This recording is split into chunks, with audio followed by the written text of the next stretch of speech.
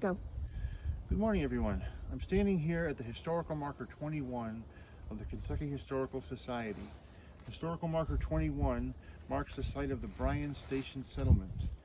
The settlement was originally established in 1775 by four brothers, Morgan, Joseph, James, and William Bryan. The settlement was fortified in 1779, with William Bryan taking a lead role in the defense of the fortification. In 1780, after the deaths of William Bryan and his son William Jr. at the hands of Native American tribes, the Bryan family relocated to North Carolina, leaving the settlement in the hands of approximately a group of 100 men, women, and children. In August 1782, August 15th, the station was attacked by a group of British fighters and Native Americans from the Wyandot, Lenape, and Shawnee tribes, led by Major William Caldwell and Simon Girty, an interpreter for the British Indian Service. A firefight began on August 15th between the rival groups, resulting largely in a stalemate. At least two Patriot soldiers from the settlement were able to escape and retreat to the city of Lexington nearby, about 3 miles away, looking for reinforcements. They arrived the next day, continuing the firefight. On that same day, the British set fire to the settlers' crops and killed livestock before retreating further north in Kentucky to a site called Blue Licks, some 60 miles north of Lexington. This is a familiar tactic for Indian tribes and British soldiers at this point in these skirmishes.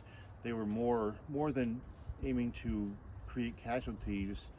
They were more of like pirates, or where they would burn crops and kill livestock as a general practice.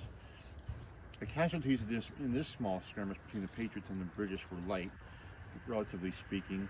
Numbers vary slightly depending on the accounts of witnesses, but it's generally believed that 6 Patriots and approximately 100 British were lost in the fight over the 2 days, August 15th to 17th. This battle or skirmish took place after the Patriot victory at Yorktown in 1781 and does not hold a significant place in the Revolutionary War history at large. However, there are lasting implications for the state of Kentucky, as well as other battles that were fought. The Battle of Boonesboro in nearby Lexington, the Battle of Little Mountain in March 1782, the Siege of Harrodsburg in April 1777 by the Shawnee war chief Blackfish, as well as the Battle of Blue Licks a few days after the Siege of Bryan Station. The Patriots from the settlement pursued the British north to Blue Licks, where another battle occurred on August 19th. None of these battles that I've mentioned have had an immediate impact on the war, but when it comes to the future of this area in the growing colonies or states, this is a testament to the successful methods of the defense that they practice by the frontier settlers. They may not have been victorious in every battle, but they did show their mettle as defenders and as patriots.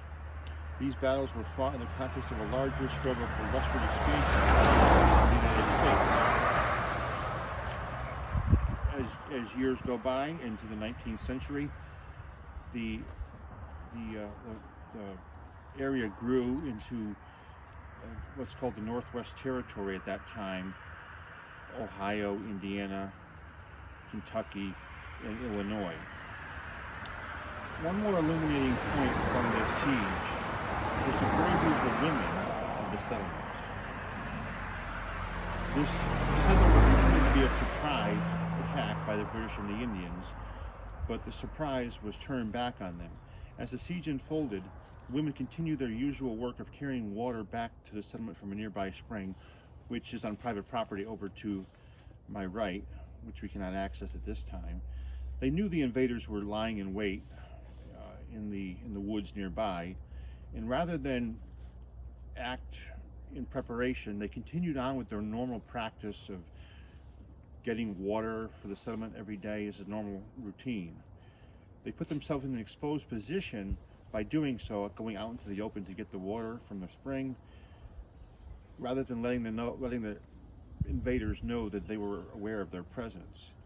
This helped to water down the surprise that the British had intended, and they co-opted the surprise by taking it back from them, by pretending that they were unaware. And when the invaders did attack, the colonists were ready. The men were ready to defend it on this to put in place a quick defense. And the women themselves were also armed while they were doing their chores, or however you want to refer to it, ready to strike if needed. So that is pretty much what you could get from the siege at Bryan Station. A small skirmish, not particularly large in terms of the battles of the Revolution. The war had pretty much been settled with the Battle of Yorktown in 1781, and these were more skirmishes